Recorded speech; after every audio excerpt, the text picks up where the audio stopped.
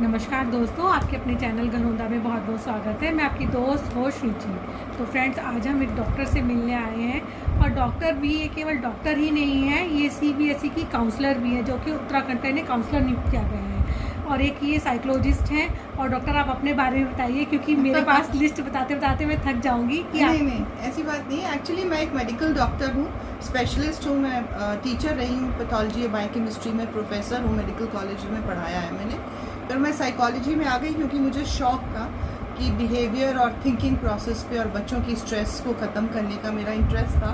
तो मैंने साइकोलॉजी में फिर भी अपने मास्टर्स किए, जबकि साइकोलॉजी हमारा मेडिकल के स्टडीज़ के दौरान हमें काफ़ी समझ में आ जाती है। उसके साथ फिर मास्टर्स करने के बाद फिर मैंने अपना एक NGO बनाया, परी foundation, psychological assistance rehabilitation in children, जिसमें हम बच्चों का, पेरेंट्स का stress related, depression, anxiety, stress related counsellings करते हैं। परी फाउंडेशन की मैं फाउंडर हूँ। और मैं फिर हम लोगों ने उत्तराखंड में और यूपी में काफ़ी काम किया ड्रग अब्यूज़ प्रिवेंशन पे। जैसे बच्चों को हमने बोला कि ड्रग अब्यूज़ से बचे कैसे। जब आप उसमें फंस जाते हो और एडिक्ट बन जाते हो तो अलग कहानी है, फिर उसको डी एडिक्शन में जाना पड़ता है। लेकिन उसमें जाए ही ना, तो प्रिवेंशन ऑफ ड्रग अब्यूज़ पे हमने काफ़ी काम किया सारे कॉलेजेस में, देहरादून के और आसपास के। और फिर हमने हमारे NGO को और मुझे BC रॉय अवार्ड, नेशनल जो प्रेसिडेंट अवार्ड होता है, उससे सम्मानित किया गया। एक बहुत ही सम्मानित अवार्ड है जो डॉक्टर्स की लिस्ट में काफ़ी हाई होता है। तो बड़ा अच्छा लगा, मोटिवेशन मिला कि इस काम की ज़रूरत है।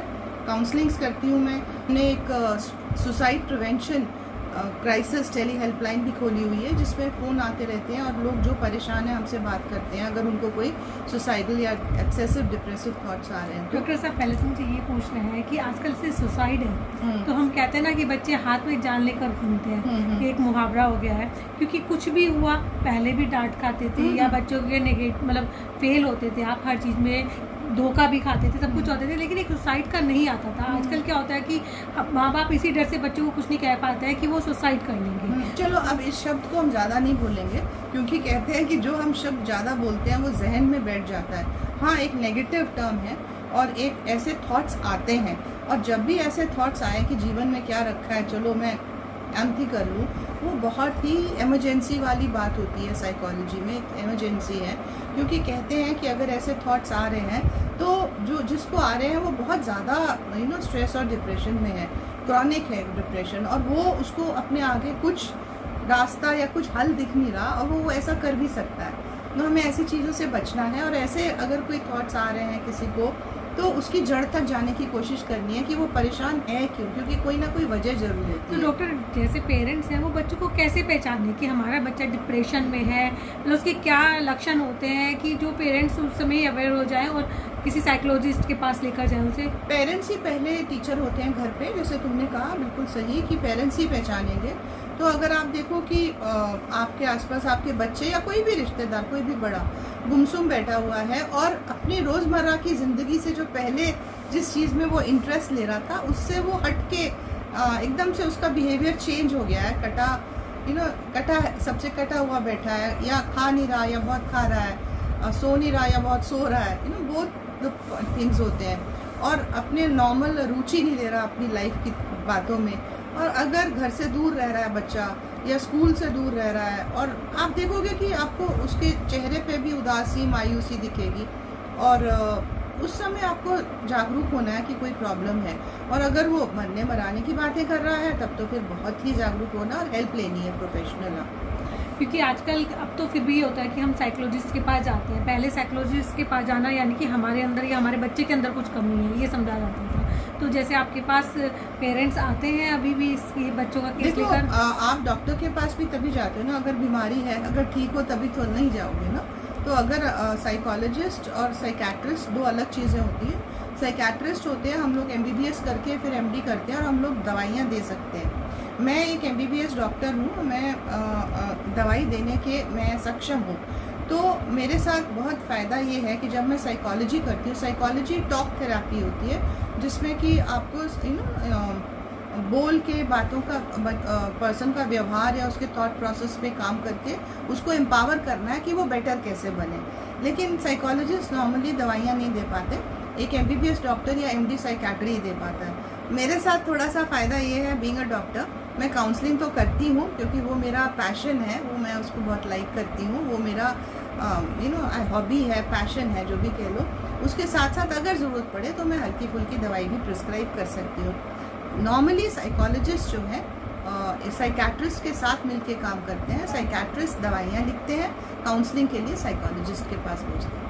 तो डॉक्टर जैसे आप CBSE की भी काउंसलर हाँ, हैं, हाँ, हाँ। तो हमें मतलब आजकल बच्चों के पास स्ट्रेस बहुत देते हैं कि अगर हमारे बच्चे के 90% से कम हैं थोड़े भी मार्क्स, तो यानी कि हमारा बच्चा बहुत वीक है। अभी CBSE tele helpline second session की चल रही है, 27 मई तक चलेगी। पहली सेशन की तब चलती है जब एग्जाम्स हो रहे होते हैं, ड्यूरिंग द एग्जाम्स या बिफोर द एग्जाम्स। रिजल्ट्स के बाद सेकेंड सेशन चलता है। और इस समय हमारी जो टेली हेल्पलाइन है उसमें कई सारे सवाल रोज़ के आ रहे हैं, जिसमें बच्चे बहुत परेशान हैं, या नंबर कम आए हैं, या घर वाले परेशान हैं, या उनके कंपार्टमेंट्स हैं, या उनको इम्प्रूवमेंट करना है। ये सब चीज़ें चल रही हैं उनके दिमाग में। तो इसके बारे में सवाल आते हैं जिसका हम उनको एम्पावर करते हैं कि कैसे आगे बढ़ें।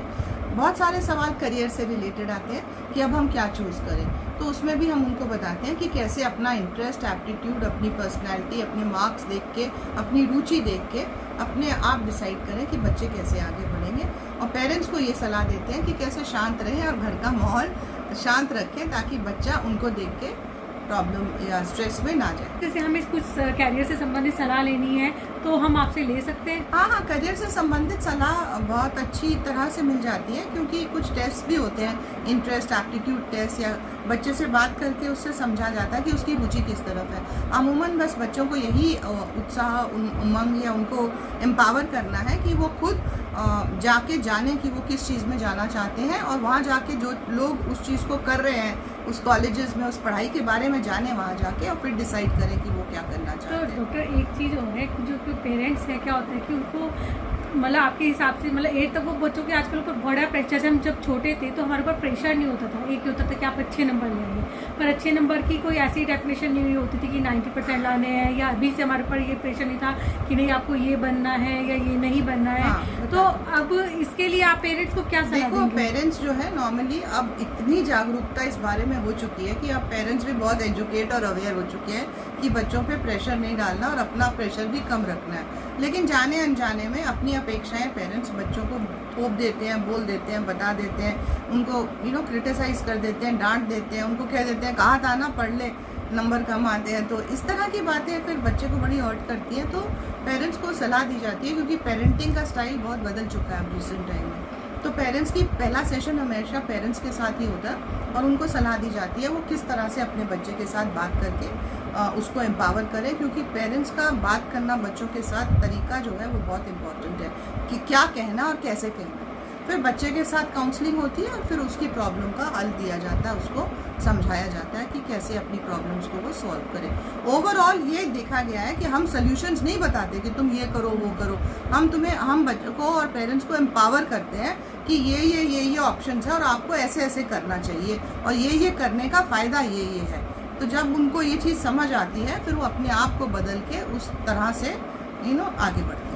डॉक्टर एक चीज़ हो रहा है, ये मतलब छोटे बच्चों के लिए और छोटे बच्चों के पेरेंट्स के लिए है, क्योंकि क्या होता है कि आजकल कहते हैं ना बच्चे बहुत पैम्पर हो गए हैं कि आप बच्चों को जरा सा डांट नहीं सकते, जरा सा डांट दिया तो उन्हें ऐसा लगता है कि हमारी इंसल्ट कर दी है। डांटना नहीं चाहिए, लेकिन फिर भी एक बच्चों को ऐसा भी नहीं होना चाहिए ना कि उनके ऊपर कभी कोई वो परेशानी छोटी सी भी ना झेल पाए। तो उन पेरेंट्स को आप क्या सलाह देंगे? नहीं, छोटे बच्चों की काउंसलिंग, पेरेंट्स की काउंसलिंग और बड़े टीनेजर्स की और फिर बड़े ग्रोन अप्स की बिल्कुल फ़र्क स्टेजेस पे होती है। छोटे बच्चों के साथ तो 12 साल से 10-11 साल के बच्चों के साथ तो हमेशा बच्चे को भाषण नहीं देना, उसको पेरेंट्स को यही सलाह दिया जाता है जितना कम बोलोगे उतना ही अच्छा, लेकिन जो तुम चाहते हो कि बच्चा करे वो चीज़ पहले खुद करके देखो। ओके, मतलब मोबाइल अगर आप बच्चों को दूर करना चाहते हैं तो पहले खुद भी दूर रखिए मोबाइल को जब आप उनसे बात कर रहे हैं। चलिए, आप रोल मॉडल बनिए ना। अब आप जो भी बोलोगे वो देख के सीखते हैं ज़्यादातर, तो वो वही करेंगे जो आप देख कर रहे हो। तो जो आप बोल रहे हो वो वैसे ही बोलेंगे। अगर आप क्रिटिकल हो, किसी जजमेंट पास कर रहे हो, किसी को ब्लेम कर रहे हो, वो भी वैसे ही करेंगे। तो डांटने वाटने की तो बात कुछ नहीं है, लेकिन अगर आपने कुछ बोलना भी है तो एंगर में नहीं बोलना है, असर्टिव तो होना ज़रूरी है। पेरेंट्स को पेरेंट ही रहना चाहिए, कोई फ्रेंड या ये सब नहीं बनना चाहिए।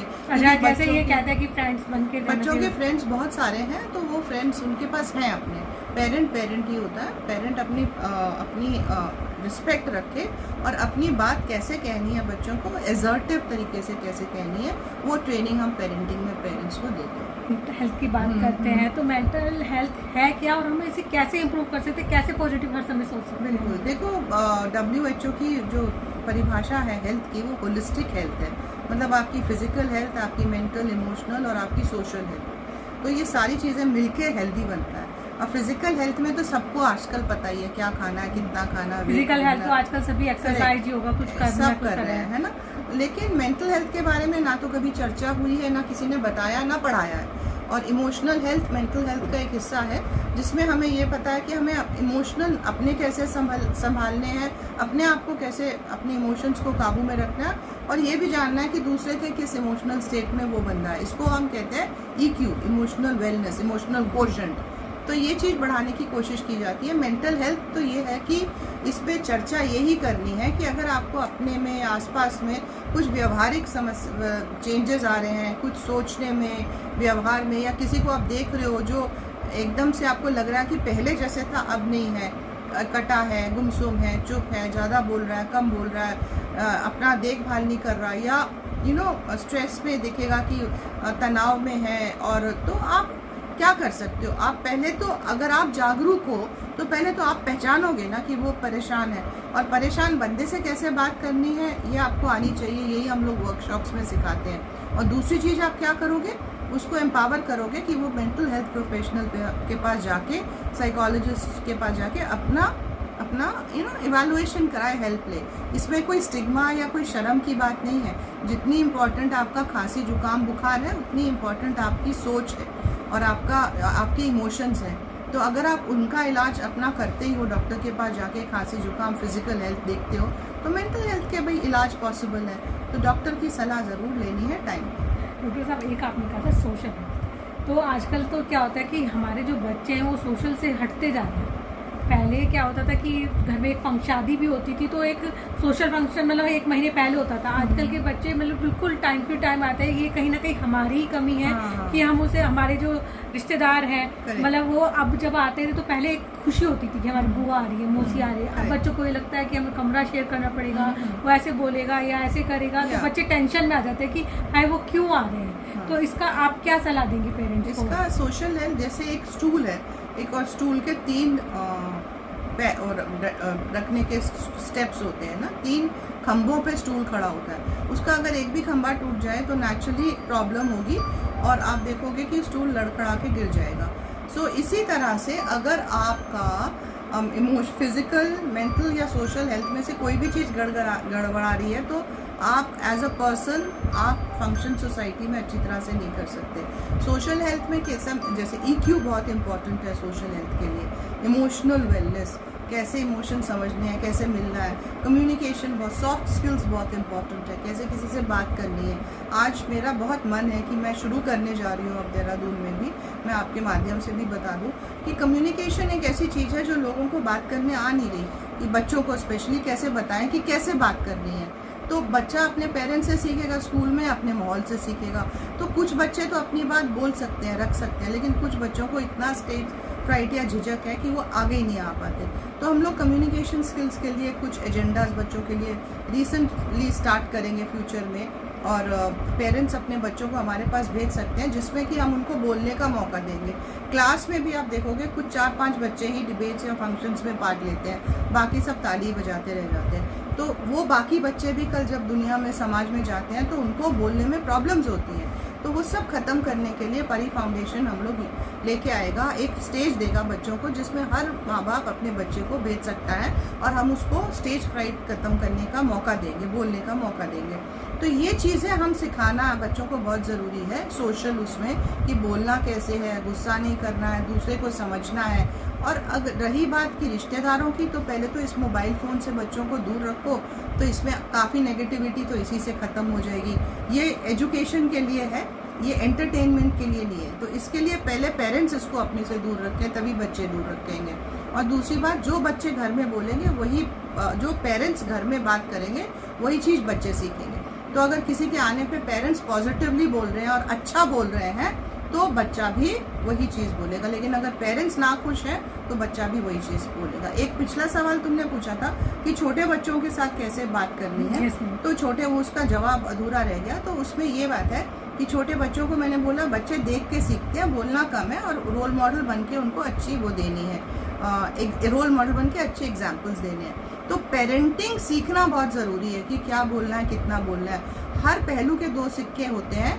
तो जो एक ग्लास आधा खाली है या आधा भरा है, तो पेरेंट्स को ग्लास आधा भरा है ऐसे पॉजिटिव बातें हमेशा बोलनी चाहिए ताकि बच्चे को ये लगे कि देश और दुनिया और भविष्य बहुत अच्छा है। अगर पेरेंट्स नेगेटिव हो जाते हैं और क्रिटिकल और जजमेंटल हो जाते हैं तो हमारे बच्चे भी उसी तरह से हो जाते हैं और फिर बड़े होके भी वैसे ही बने रहते हैं और स्ट्रेस और एंगर डिप्रेशन के शिकार हो जाते हैं। तो मैम जैसे जो बच्चे बन चुके हैं, मतलब पेरेंट्स उस स्टेज पे नहीं रहे हैं कि वो बच्चों को इस तरह से एजुकेट करें, जो बन चुके हैं उनके लिए आप क्या सलाह देंगे? ये सवाल बहुत कॉमन है और बहुत पेरेंट्स पूछते हैं कि जब हमें पहले तो ये पता नहीं था, अब क्या करें, बच्चे बड़े हो गए हैं। तो it's never late to change. अपने को बदलने में कभी भी देर नहीं होती है।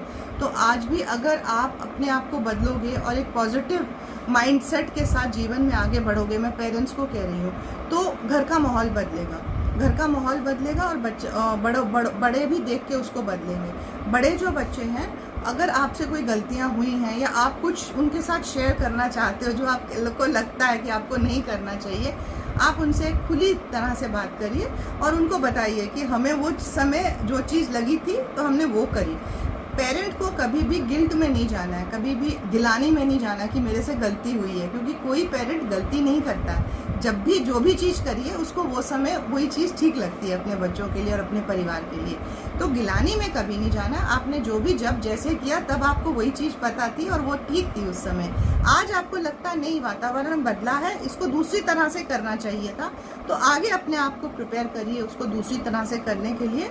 और पुरानी बात है तो आप बच्चों के साथ, क्योंकि ग्रोन अप है, तो डिस्कस कर सकते हो कि उस समय यही ठीक लगा था, तो वो भी समझेंगे और आप भी समझोगे। क्योंकि मैम ये सभी कहते हैं कि जब हम पेरेंट्स बन जाते हैं तो आधी बातें तो हमें पेरेंट्स की तब समझ में आती है। अब पेरेंट्स, हमारी जो पेरेंटिंग है अगर हम उस तरह से करें जैसे हमारे पेरेंट्स ने हमारी करी है तो सक्सेसफुल नहीं होगा आज के ज़माने में, क्योंकि वातावरण बदल चुका है। तो नेचुरली एक्सपीरियंस होता है तभी पता चलता है। और आप दिन पर दिन बढ़ते जा रहे हैं, ग्रो करते जा रहे हैं। एक बात का ध्यान रखना है कि जैसे मैं बोल रही हूँ या मैं बात कर रही हूँ तो आप उस चीज़ को तभी ग्रहण करोगे जब आपको लगेगा कि इसको सुनने में मेरा फ़ायदा है। इसी तरह से बच्चों से जब भी बात करिए तो ये ध्यान में रखिए कि बच्चा तभी आपकी बात मानेगा अगर उसको लगेगा कि मेरा फ़ायदा है इस चीज़ में। दूसरी चीज़ ये आपको ध्यान रखनी है कि बात करने में या चेंज करने में अपने आप को, इट्स नेवर टू लेट। तो पॉजिटिव बुक्स पढ़िए, पॉजिटिव लिटरेचर पढ़िए, क्योंकि साइंस, पेरेंटिंग सारी बदल रही है। हेल्प मांगिए आगे जाके अगर आपको कुछ सीखना है तो। टेक्नोलॉजी के साथ जुड़े रहिए, बच्चों को भी टेक्नोलॉजी के साथ जोड़िए और ग्रो करिए, क्योंकि किसी भी चीज़ को लर्न करने में कभी लेट नहीं होता। It's never too late. Ma'am एक आपने परी फाउंडेशन के बारे में आपने बताया था कि तो उसका क्या सेशन है और हम इसे कैसे ज्वाइन कर सकते हैं? परी फाउंडेशन एक ओपन प्लेटफॉर्म है, वो तो मैंने बनाया है कि मैं वर्कशॉप्स करती हूँ। ये फ्री वर्कशॉप्स होती हैं, तो हमें जो भी स्कूल्स कॉलेजेस इनवाइट करते हैं तो हम मास में लेते हैं। ये 1-to-1 नहीं है, ये मास में है कॉलेजेस में, जिसमें हम stress, depression, anxiety, social addictions, whatever जिस भी चीज़ में चाहते हैं हम उसमें इंटरैक्टिव सेशंस और टॉक्स और अवेयरनेस फैलाते हैं, जिसमें हम बच्चों को एम्पावर करते हैं कि कैसे सही दिशा में आगे चले, रियल और रील में फ़र्क करना समझें, आत्मसम्मान बढ़ाएं, कॉन्फिडेंस बढ़ाएं और अपनी चॉइसेस कैसे चुनना है जीवन में, क्या चुनना है, कैसे चुनना है, उसमें कैसे कॉन्फिडेंस बिल्डअप करना है। ये हमारी ओपन वर्कशॉप्स होती हैं। तो कोई भी हमें इनवाइट करना चाहे, मेरा नंबर आप दे सकते हो, हमारी टीम से मिल सकता है, तो हम लोग वर्कशॉप्स वहाँ ले लेते हैं। लेकिन अगर 1-to-1 काउंसलिंग सेशंस हैं, किसी को प्रॉब्लम है, वो फिर हम लोग कहते हैं कि आपके आसपास कोई साइकोलॉजिस्ट है तो आप उससे बात करिए और उसका सेशन लीजिए। तो फ्रेंड, मैं डिस्क्रिप्शन बॉक्स में मैम का नंबर दे दूंगी। यदि आप उन्हें स्कूल या कॉलेज में इनवाइट करना चाहें या कोई क्लब है आपका उसमें इनवाइट करना चाहें तो आप इनवाइट कर सकते हैं। Thank you so much ma'am, आपने बहुत अच्छी हमें जानकारी दी है ताकि हम मतलब बच्चों को अच्छे से उनका पालन पोषण कर सकें। बिल्कुल, और तुम भी बहुत अच्छा काम कर रही हो, आगे बढ़ रही हो, लर्न कर रही हो, लोगों से बात कर रही हो, और तुम्हें देख के तुम्हारे बच्चे भी यही सीखेंगे कि जीवन में कैसे मेहनत करके आगे बढ़ना है। तो यही तरीका है बच्चों को सिखाने। Thank you so much.